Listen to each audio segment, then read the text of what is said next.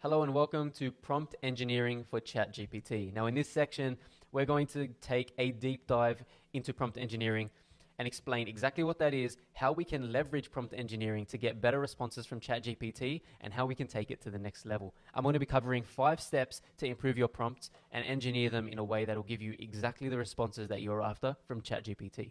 So you might be wondering, what exactly is prompt engineering? Now, prompt engineering, as the name suggests, is the ability to engineer a prompt. But now, you might be thinking, what is there to engineer with a prompt? And here's where we date back to normal human conversations and interactions and the skill of asking the right questions. So a skill that has gone under the radar is asking the right questions, and that's how you make sure that you get the right answers from human interactions. But now when we take it into an AI, it's even more important because an AI doesn't have that human touch to be able to understand exactly what you're after unless you provide a very specific prompt. So what we're going to do is take a look at 5 ways that you can improve your prompt to get the best results out of ChatGPT. I'm going to go ahead and start with the first one, and that is being clear and concise. What you want to do is make sure that your prompt is easy to understand. You want to make sure that it's very clear, easy for someone to understand, and eliminate unnecessary facts, information from your prompt. This is the part where you really want to hone in on the keywords and explain to ChatGPT what you want to achieve from the response. So if we go back into ChatGPT and we go back to the creative writing piece where we wanted to write a short story about a boy who lived down the road. Now, while this is short and say concise, I wouldn't say that it's very clear what we're after. It just says we want a story about a boy who lived down the road. I'm sure that there are a lot more details that you want in the story that you haven't explained to ChatGPT if you provide a prompt like this. Now, to get more out of this story, I want to provide a bit more information and be very clear to ChatGPT in explaining what I want out of this. So I give a little bit of context and explain that he struggles traveling up this road to perform simple errands, and he only has one 3-year-old sibling and is very lazy. Now, the important part about being clear regarding what I want to achieve out of this response is letting ChatGPT know that I want it to be 3 paragraphs long and in the tone of a children's book. Now that's super important because if I didn't include that, it doesn't know what tone to write it in. It could make it a novel, it could make it an adult novel, it could even turn it into a short script. But because I've explicitly mentioned I want a short story in the tone of a children's book, when we go ahead and hit enter, it writes it like a children's book. There was once a boy named Timmy who lived down the long road. And you can have a look at this and try a bunch of different prompts, and you'll notice the difference when you start to be more specific with ChatGPT. So I gave it some facts about the boy's family, where he lived, the tasks that he had to perform in the day. But if I was to provide information that was completely irrelevant to this long road, then we would probably end up with a response that we weren't after. So with prompt engineering, make sure the first thing is that you are clear and concise when you're providing your prompt. Now, step number 2 is providing background and context. Now, this is super important, and the reason why I mentioned saved chats earlier on in this course, because saved chats allow us to maintain that context and carry it over throughout our conversations day after day. Because if I had a conversation yesterday and I now want to continue that conversation, ChatGPT still has that context. So let's create a new chat, and I want this to be about my business. So let's say I run a baby toy company and I want to sell baby toys. Now, I've just started a new website and I want to generate content for this.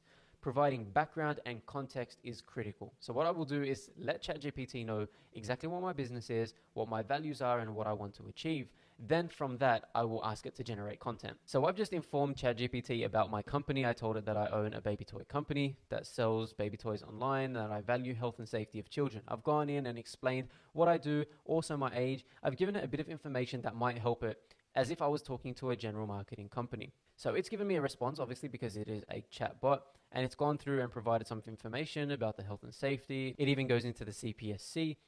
But now what I'm going to do is, now that I've given it context, I'm going to go ahead and ask it a prompt. Now this is where it gets interesting because you can provide a lot more context, but for this video's sake, I'm going to stick with just this.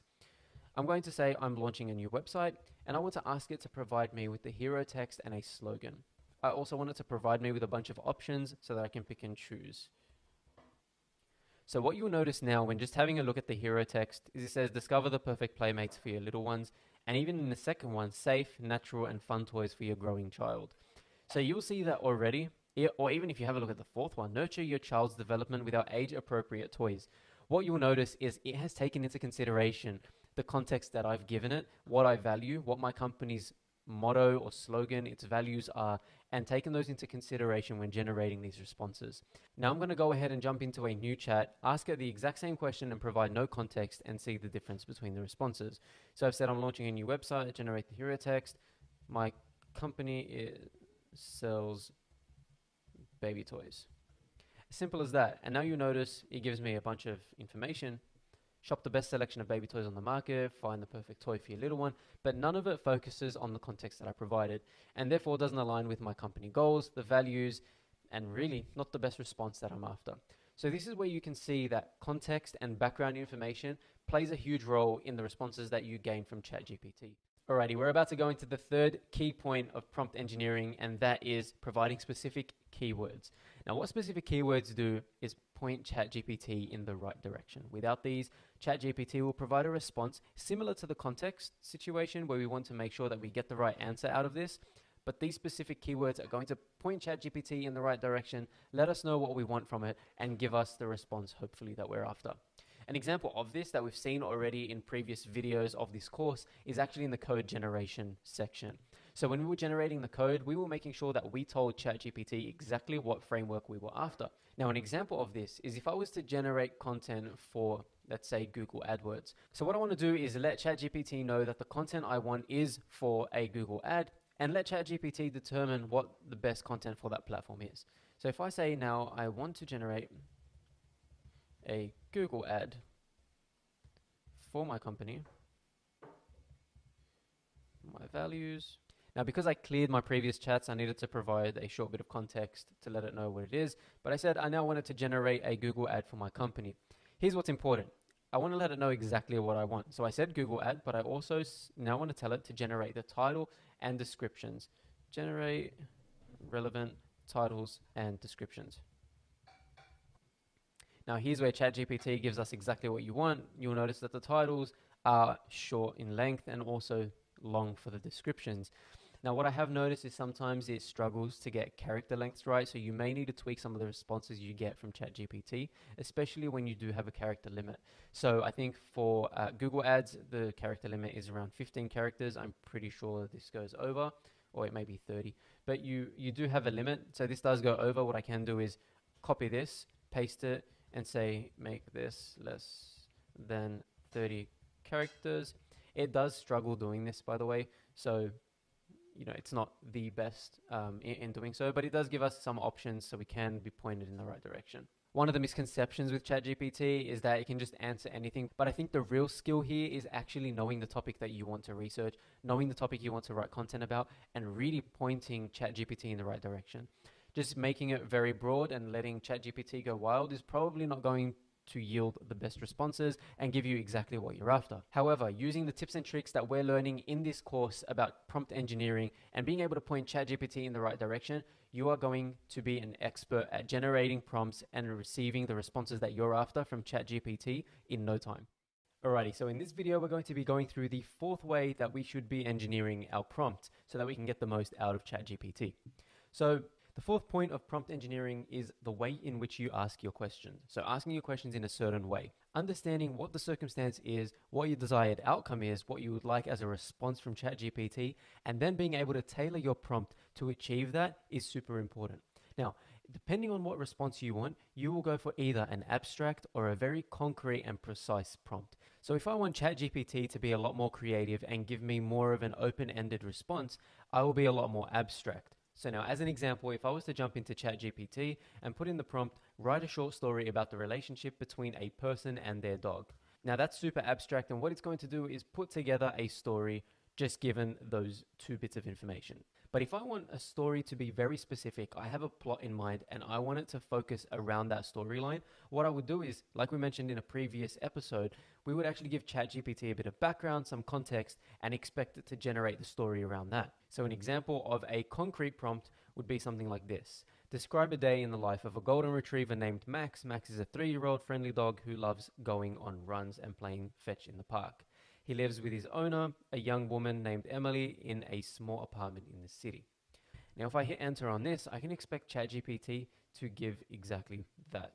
Now, this is a great example for where ChatGPT can go wrong if you are not specific. Take note of this. When you provide a concrete, very specific prompt to ChatGPT, you are going to get a very specific answer. I asked ChatGPT to describe a day in the life of, and it did exactly that. It starts with a typical day in the life of, and it continues from there. So if I explicitly wanted it to give me a story, I would ask ChatGPT to do that. And instead of saying describe a day in the life of, I would say write a story about. And now the response is completely different. So you'll notice in the first one, it was very structured, started with the morning, a quick breakfast, a run, afternoon, evening, and dinner, and then finally at around 10 p.m. So it structures it as a day in the life. But now once I said I want it to be a story, it'll still give me a structured response, but it's more with the flow of a narrative. So from this, we can see the outcome of providing ChatGPT with a very abstract or a very concrete and specific prompt. And this helps us make a decision as to what we want to ask ChatGPT depending on what we expect from the response. So make sure you know when you want ChatGPT to be a lot more creative, you provide a lot more of an abstract prompt. And if you want something very specific, give ChatGPT a very concrete prompt. And with that, we will move into the next point, which is experimentation. Hello again and welcome to the final video in the chapter Prompt Engineering. So in this, we're going to close off the topic of prompt engineering. We've gone through a bunch so far. We've already explained being clear and concise, providing context and background information, using specific words, keywords, and phrases. And our last point was asking questions in a certain way. Now, the final point here is around experimentation. When it comes to new technologies, but also technologies that revolve around artificial intelligence and providing things like prompts, we need to be very experimental. There will be a lot of trial and error, getting ChatGPT to understand your context, understand a bit of the background of what you want to achieve with it, the prompt you're after, and then being able to tailor those responses for you. So with a bit of experimentation, you will be able to get the right results that you're after. Now, when it comes to experimentation, I really want to emphasize on the fact that ChatGPT is a chatbot. So there is that chat aspect, and I feel like a lot of the trial and error, the experimentation should come from that chat aspect of this piece of technology. So what I've noticed is the best way for you to receive the prompts that you're after and get the best results out of ChatGPT is to provide an initial prompt and kickstart the process. Send a prompt, whether it's abstract or concrete, you'll be able to get a response, and from that you can now chat with the AI and ask it to modify the response it originally gave towards something more suited to what you're after. If we go back to our previous example where we were talking about this, describing a day in the life of a dog. So if I hit enter and I go back to that prompt, it'll give me the whole day in the life. Now it's very likely that you're going to send prompts to ChatGPT and receive a response nowhere near what you're after. And this is one example. So you may have just thought in your mind, I'll ask it to describe a day in the life of a golden retriever, and then found the response is very structured, too structured really for your liking, and that you would rather it be a story. Now, instead of rewriting this, I can just ask ChatGPT to write that in a story. Now, once it writes this as a story, it'll give me an introduction, complication, climax, resolution. It'll structure it the way a story should be structured. I can then decide to say, how about a poem, and expect ChatGPT to do exactly that. But what I think will go a really long way is once you've played around with ChatGPT a little bit, being able to communicate with it, chat back and forth, and be able to generate different responses within the same chat, understanding what prompted ChatGPT to give certain responses and being able to do that from the beginning. So if, for example, I've gone through this process, I started off with the day in the life of, then realized I need to ask it to write it as a story. The next time I come to do this, instead of going through the entire chat process, that's when I reword the statement from the beginning. So what I want you to do is jump straight into ChatGPT, play around with a bunch of different content generation methods, different prompts, go back and forth with this chat and really hone in on that skill of prompt engineering. And I hope that was super useful as we move into our next topic.